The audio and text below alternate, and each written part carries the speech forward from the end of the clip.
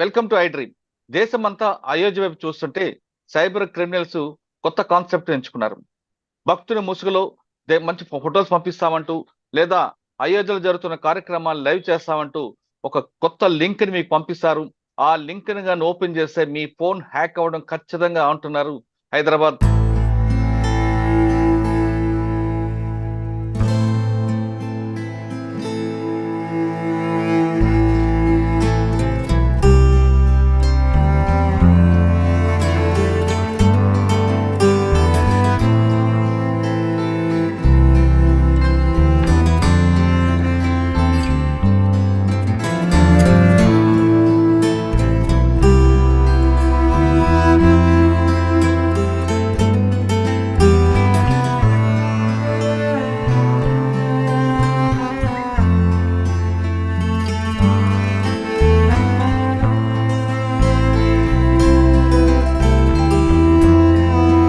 ఒకవేళ లింక్ వస్తే ఏం చేయాలనే విషయాన్ని మనతో మాట్లాడడానికి cyber crime expert Nallamothu Sridhar గారు ప్రస్తుతం మనతో లైవ్ లో ఉన్నారు. ఆయన అడిగి అటువంటి లింకులు వచ్చినప్పుడు ఏం చేయాలి, ఒకవేళ క్లిక్ చేస్తే ఎలాంటి పరిణామాలు ఎదురవుతాయనే విషయాన్ని శ్రీధర్ గారు తెలుసుకుందాం. శ్రీధర్ గారు నమస్తే అండి. నమస్తే మురళి గారు. సార్, ఇప్పుడు కొత్త అంటే ఇంతవరకు లోన్ యాప్ అంటూ లేదా ఓఎల్ఎక్స్ అంటూ లేదు మీకు లాటరీ తగిలిందంటూ రకరకాలుగా మోసాలు చేస్తున్న సైబర్ క్రిమినల్స్ ఇప్పుడు అయోధ్యను ఎంచుకున్నారు. అంటే ప్రపంచంలో పాటు ముఖ్యంగా మన భారతదేశంలో చాలా మంది రేపు 22 తారీఖు నాడు ఏం జరగబోతుంది, అయోధ్యలో సంబంధించిన ఫొటోస్ కానీ లైవ్స్ కానీ చూద్దామంటూ చాలా మంది ఇంట్రెస్ట్ చూపిస్తారు. దీన్ని ఒక క్యాప్చర్ గా చేసుకుంటూ ఒక లింక్ పంపుతున్నారు. కాబట్టి ఖచ్చితంగా అందరూ అలర్ట్ గా ఉండండి అంటూ హైదరాబాద్ సైబర్ క్రైమ్ పోలీసులు ముఖ్యంగా సిసిఎస్ సంబంధించిన వాళ్ళు ఒక వార్నింగ్ ఇస్తున్నారు. ఇది నిజంగానా లేదు ప్రజలకి అవేర్నెస్ తీసుకురావడానికి పోలీసులు చేస్తున్న ఉద్దేశమా? ఖచ్చితంగా మురళి గారు, ఖచ్చితంగా జరుగుతూ ఉంది. ముఖ్యంగా చెప్పాలంటే కనుక దేశవ్యాప్తంగా అయోధ్య గురించి బజ్ నడుస్తూ ఉంది కాబట్టి ప్రతి ఒక్కళ్ళు ఆసక్తిగా వేసి చూస్తూ ఉన్నారు. కాబట్టి దీన్ని ఆసరాగా చేసుకొని ఎప్పుడైనా సైబర్ క్రిమినల్స్ ఏం చేస్తుంటారంటే దేశంలో ఇప్పుడు ఏ ట్రెండ్ నడుస్తుంది ఆ ట్రెండ్కి తగ్గట్లుగా కొత్త వల ఎలా వేయాలి అని చెప్పేసి దాన్ని బేస్ చేసుకొని ఈ లింక్స్ క్రియేట్ చేయడం కావచ్చు, అప్పటికప్పుడు కొన్ని రోజులు ఎక్స్పైరీ లింక్స్ క్రియేట్ చేయడం చేస్తూ ఉంటారు. ఇప్పుడు అయోధ్యకు సంబంధించి చూస్తే కనుక 22వ తారీఖు ఈ లోపలే, అంటే ఇవాళ రేపట్లో నుంచి 22 తర్వాత కూడా ఒక లింక్ సర్క్యులేట్ అవుతూ ఉంటుంది. Number of people cyber criminals ఆ లింక్ ని సర్క్యులేట్ చేస్తూ దాన్ని ఎవరైనా డౌన్లోడ్ చేసుకొని క్లిక్ చేస్తే, జస్ట్ డౌన్లోడ్ కూడా కాదు, జస్ట్ క్లిక్ చేస్తే ఏమవుతుందంటే మీరు ఎప్పటికప్పుడు అయోధ్యలో జరుగుతున్న సంఘటనకు సంబంధించి లైవ్ చాలా హై క్వాలిటీ ఫొటోస్ వీడియోస్ చూడొచ్చు అని చెప్పేసి ఆ లింక్ వచ్చిన వెంటనే మనం టీవీలో చూస్తే మనకు సరిగా క్వాలిటీ ఉండదు కదా, లేకపోతే ఇంటర్నెట్ కూడా సరిగా క్వాలిటీ ఉండదు కదా, మనం లైవ్ గా జరిగేదని మనం చూస్తామన్న ఉద్దేశంతో చాలా మంది క్లిక్ చేస్తారు. క్లిక్ చేసిన తర్వాత 2 ప్రమాదాలు కొంచెం ఉంటాయి మురళి గారు. ఒకటి, మీ ఫోన్ అప్పటికప్పుడు ఉన్న ఫలంగా హ్యాక్ అవ్వటం. లింక్ క్లిక్ చేసిన వెంటనే స్క్రీన్ మీద పర్మిషన్స్ రకరకాలు మీకు తెలియని విధంగా యాక్సెప్ట్ కొట్టేయాల్సిన పరిస్థితి ఏర్పడుతూ ఉంటుంది. ఆ యాక్సెప్ట్ కూడా మీరు we want to watch live video అని చెప్పేసి అంటే కనుక ఎస్ అని కొట్టేసేస్తారు ఆటోమేటిక్ గా. సో ఆ ఎస్ అని కొట్టినప్పుడు బ్యాక్గ్రౌండ్ లో ఏం జరుగుతుంది, ఆటోమేటిక్ గా ఆ అప్లికేషన్ మీ బ్యాక్గ్రౌండ్ లో సంథింగ్ యాక్టివిటీ చేయడానికి, స్పైయింగ్ చేయడానికి, కెమెరా దగ్గర నుంచి, మైక్రోఫోన్ దగ్గర నుంచి, స్టోరేజ్ దగ్గర నుంచి, జిపిఎస్ దగ్గర నుంచి ఎవ్రీథింగ్ యాక్సెస్ చేయడానికి మీరు పర్మిషన్ ఇచ్చినట్టుగా అవుతుంది. అంటే మన చేతిలో ఒక ఫోన్ ఉంటది అంతే. ఎగ్జాక్ట్లీ ఇన్స్ట్రుమెంట్ మన దగ్గర ఉంటది, కానీ లోపల అంతా వాడి దగ్గర ఉంటది. మీ చేతిలో ఫోన్ ఉంటే మీరు ఇది నా సొంతమో, నేను మాత్రమే చూస్తున్నాను ఎలాగైతే ఫీల్ అవుతారో, అక్కడ మీరు కాదు చూస్తుంది, మీతో పాటు అక్కడ ఇంకో వ్యక్తి సైబర్ క్రిమినల్ వచ్చేటప్పటికి మీ ఫోన్ మొత్తాన్ని as it is cloned copy of your phone చూస్తూ ఉన్నట్లు లెక్క. సో దీంతో మీ అప్లికేషన్స్ దగ్గర నుంచి, మీ చాట్ దగ్గర నుంచి, మీ కాల్ లాగ్స్ అన్ని కూడా, మీ ఫొటోస్ వీడియోస్ అన్ని కూడా సైబర్ క్రిమినల్ చేతిలో పడుతూ ఉంటాయి. ఇది ఒక ప్రమాదం. అయితే రెండో ప్రమాదం వచ్చేటప్పటికి మీ బ్యాంక్ అకౌంట్స్ గల్లంతు చేయటం. మీ గూగుల్ పే కానీ, ఫోన్ పే కానీ, యూపీఐ పిన్స్ వీటన్నిటిని కూడా చాలా మంది ఏం చేస్తుంటారంటే ఫోన్ లో డిఫరెంట్ ప్లేసెస్ స్టోర్ చేస్తూ ఉంటారు. సో ఆ టెక్స్ట్ ఫార్మాట్ లో ఉండే ఆ ఫైల్స్ మొత్తాన్ని క్యాప్చర్ చేసి గూగుల్ పేనో, ఫోన్ పేనో అకౌంట్ మొత్తాన్ని క్యాప్చర్ చేయటం. అలాగే కొన్ని పర్టికులర్ లింక్స్ జనరేట్ చేయబడుతున్నవి ఏంటంటే స్క్రీన్ మీద ఒక ఓవర్లే క్రియేట్ చేస్తాయి. మీ ఫోన్ యాజ్ ఇట్ ఈస్ గా ఉంటుంది. మీరు నెట్ బ్యాంకింగ్ ఎస్బీఐయో హెచ్డిఎఫ్సిని ఓపెన్ చేస్తారు. చేసిన తర్వాత యూజర్ నేమ్ పాస్వర్డ్ టైప్ చేసినప్పుడు మీరు టైప్ చేసే యూజర్ నేమ్ పాస్వర్డ్ బ్యాంక్ సర్వర్కి వెళ్లకుండా పైన ట్రాన్స్పరెంట్ గా ఓవర్లే ఉండే ఏదైతే ఉంటుందో ఆ ట్రాన్స్పరెంట్ విండోలో కూడా మీ యూజర్ నేమ్ పాస్వర్డ్ వెళ్ళిపోతుంది. అది హ్యాకర్ కి వెళ్ళిపోతూ ఉంటుంది, అతని కమాండ్ కంట్రోల్ సర్వర్ కి వెళ్ళిపోతూ ఉంటుంది.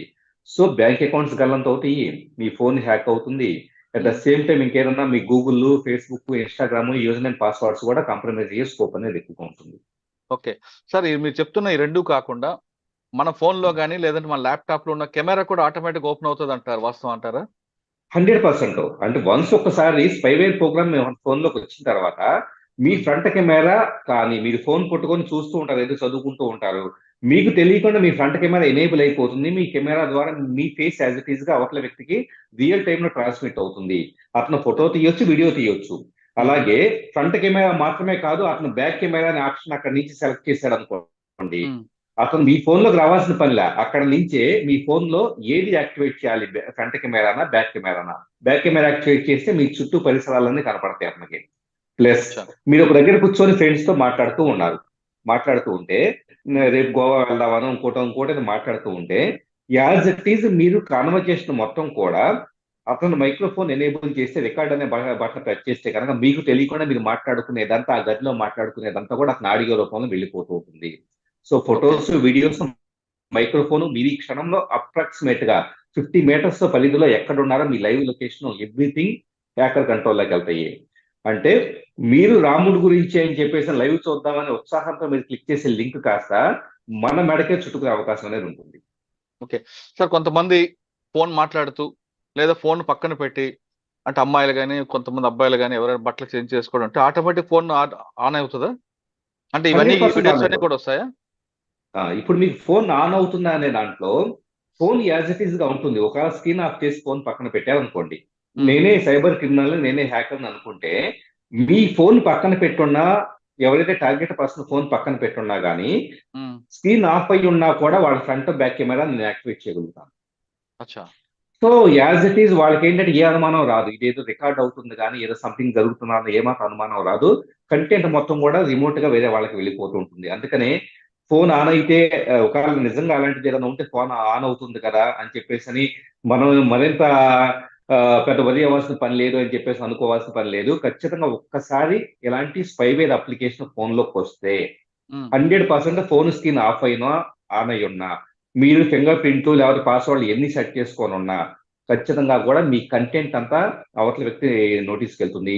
మీ పరిసరాలు కానీ, మీ ఆడియో కానీ, వీడియో కానీ, ఫొటోస్ కానీ యాజ్ ఇట్ ఈజ్ రిమోట్ వ్యక్తి క్యాప్చర్ చేయగలుగుతాడు. ఓకే సార్, అది జరుగుతుందన్న విషయం మనం ఎలా తెలుసుకోవాలి? ఏ మాత్రం అనుమానం రాదు. గతంలో వచ్చేటప్పుడు మురళి గారు, గతంలో చాలా తక్కువ, ఒక 6 GB ర్యామ్, 8 GB ర్యామ్ ఉండే ఫోన్లు ఉండేవి. అప్పట్లో ఫోన్ కొద్దిగా స్లో అయ్యేది. స్లో అయితే అవును. మనకి ఆహా, ఇదేదో సంథింగ్ స్లో అవుతుంది కాబట్టి లోపల ఏదైనా వైరస్, స్పైవేర్ ప్రోగ్రామ్ ఉందని కొద్దిగా ఏమాత్రం అనుమానం వచ్చేది. ఇవాళ కరెక్ట్. మనం వాడుతున్న ఫోన్లన్నీ కూడా 12 GB కనీసం ర్యామ్ ఉంటున్నాయి. 12 GB ర్యామ్ ఉన్న ఫోన్స్ లో ఒకవేళ స్పైవేర్ ప్రోగ్రామ్ బ్యాక్గ్రౌండ్ లో రన్ అవుతుందంటే దాని మెమరీ ఫుట్ ప్రింట్ వచ్చేటప్పటికి మహా అయితే 1 MB 2 MB ఉంటుంది.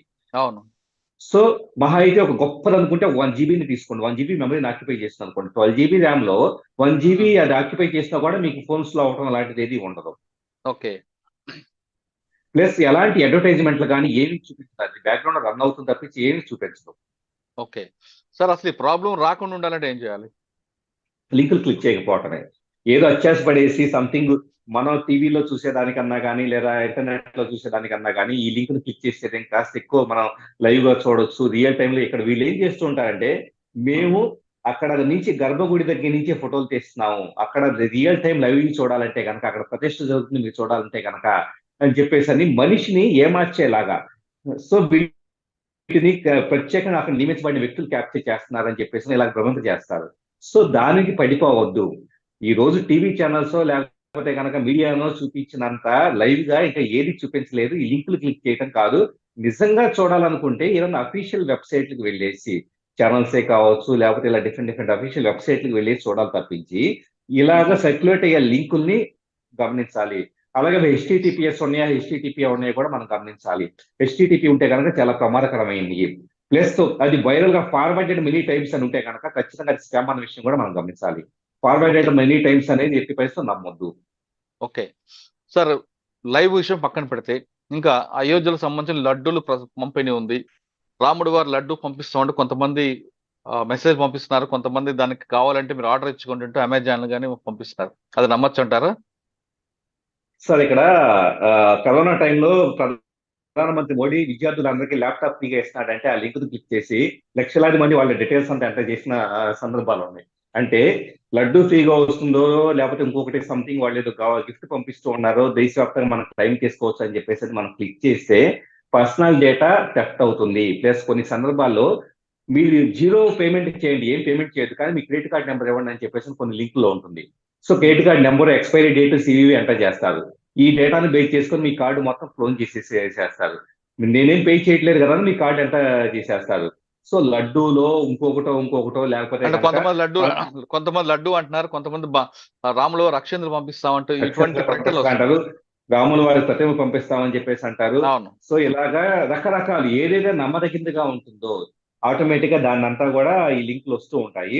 ఎవరో కూడా అంత భారీ మొత్తంలో డబ్బులు ఇన్వెస్ట్ చేసి దేశవ్యాప్తంగా కోట్ల మందికి ఎవరు పంపిస్తారు చెప్పండి? అవును. నిజంగా అలాంటి పంపించేది ఏదైనా ఉంటే ప్రభుత్వమే పంపించింది. ఉదాహరణకి ప్రభుత్వం దానికి సంబంధించి పేపర్లోనో లేకపోతే ఇలా అఫీషియల్ గా అనౌన్స్ చేస్తుంది. సో ఎవరు పంపిస్తున్నారు అన్నదే వ్యాలిడేషన్ లేకుండా సింపుల్ గా ఏదో సంథింగ్ లింక్ వచ్చింది, మనం ఎందుకులే మన డీటెయిల్స్ ఎంటర్ చేస్తే వచ్చేసేస్తే కదా అనుకుంటే కనుక whatever the details you are entering into the website automatically ఆ డీటెయిల్స్ ని బేస్ చేసుకుని మీ ప్రొఫైలింగ్ చేసే స్కోప్ అనేది ఉంటుంది. సో ఎట్టి పరిస్థితి అలాంటి వాటిని నమ్మొద్దు. అంటే రాముల వారు సంబంధించింది మెసేజ్ వస్తే ఖచ్చితంగా అది ప్రాపర్ వెబ్సైట్ కానీ లేదా అంతగా వీలైతే టీవీలో కానీ ఇంకా టైం ఉంటే స్వయంగా వెళ్ళడం అనేది ఉత్తమం అంటారు మీరు. 100%. ఇప్పుడు రాముల వారు అనేది ఒక వైబ్రేషన్ అనుకుంటే అవును. రాముల వారి పట్ల మీకు అంత భక్తి ఉంటే గనక, అందరికీ భక్తి ఉంది కాబట్టి దాన్ని యాజ్ ఇట్ ఈజ్ ఆ భక్తిని సపరేట్ గా చూడాలి, సైబర్ క్రైమ్ ని సపరేట్ గా చూడాలి. సైబర్ నేరాలు జరుగుతున్నాయి కాబట్టి భక్తి అనేది ఒక ఎమోషన్ ని క్యాప్చర్ చేసి ఆ ఎమోషన్ ని ఒక బలహీనతగా చేసి చాలా మంది సైబర్ నేరస్తులు పొంచి ఉన్నారు. సో ఆ ఎమోషన్ ని క్యాప్చర్ చేసే వాళ్ళకి దూరంగా ఉండాలంటే లింక్లు క్లిక్ చేయొద్దు. అలాగే ఫ్రీ గిఫ్ట్లు వస్తున్నాయి లేదా అది ఇస్తారంటే వాటి జోలికి వెళ్ళొద్దు. అట్ ద సేమ్ టైం వచ్చేటప్పుడు ఎవరైనా కాల్ చేసి, కొన్ని సందర్భాల్లో కాల్ చేసి మాట్లాడే స్కాములు కూడా కొన్ని ఉన్నాయి. సో ఈ డేటా బేస్డ్ గా వచ్చేటప్పుడు కాల్ చేసి మీరు అర్జెంట్ గా మీ డీటెయిల్స్ చెప్పండి, మీకు రాముల వారి దగ్గర నుంచి ఒక మంచి గిఫ్ట్ వస్తుంది అనగానే ఫోన్లు కూడా చెప్పే సందర్భాలు ఉన్నాయి. గత 2-3 రోజులు ఇవి జరుగుతున్నాయి. సో ఫోన్ ద్వారా రెస్పాండ్ కావద్దు. సింపుల్ గా ఉన్న భక్తిని ఇంట్లో పూజ గదిలో పూజ చేసుకోవడానికి, టీవీలో మనకు ఉన్న లైవ్ చూస్తానికి తప్పించేసి సో మరింత ట్రాప్ల పట్టడానికి అయితే ఉపయోగించొద్దు. ఓకే. రాముడి పట్ల ఉన్న మీ భక్తి సైబర్ క్రిమినల్స్ పాట వరంగా మారుతుందంటున్నారు శ్రీధర్ గారు. మనలో భక్తి ఉంటే ఆ భక్తికి అంత కేవలం దేవుడి గదులు ఉంచుకోండి, మీకు అంతగా టైం ఉంటే స్వయంగా వెళ్ళండి, కానీ వాళ్ళు చెప్పిన ఫోన్లు కానీ లింకులు కానీ పంపిస్తే మొత్తం మీకు జరగాల్సిన నష్టం చాలా భారీ స్థాయిలో ఉంటుందంటూ హెచ్చరిస్తున్నారు. ఖచ్చితంగా ఏ లింక్ పంపినా క్లిక్ చేయదు. ఒకవేళ క్లిక్ చేసే తర్వాత మీరు సైబర్ పోలీస్ పట్ల వెళ్లాల్సి వస్తున్న అవకాశం ఉంటుంది. సైబర్ పోలీసుల దగ్గరికి వెళ్లకుండా ఏం జరగకుండా ఉండాలంటే ఖచ్చితంగా మీరు ఏ లింకులు చూడకుండా స్వయంగా రాముల వారిని చూడండి, అయోధ్య వెళ్ళండి, లేదా ప్రాపర్ గా ఉన్న ఛానల్స్ చూసి ఉండండి తప్ప ఖచ్చితంగా వచ్చే లింకులు మాత్రం మీరు దయచేసి క్లిక్ చేయదు. ఇది హైదరాబాద్ పోలీసు వారి హెచ్చరిక. మరో అంశాలు మళ్ళీ కలుద్దాం. అంతవరకు నమస్తే. థ్యాంక్ యూ శ్రీధర్ గారు.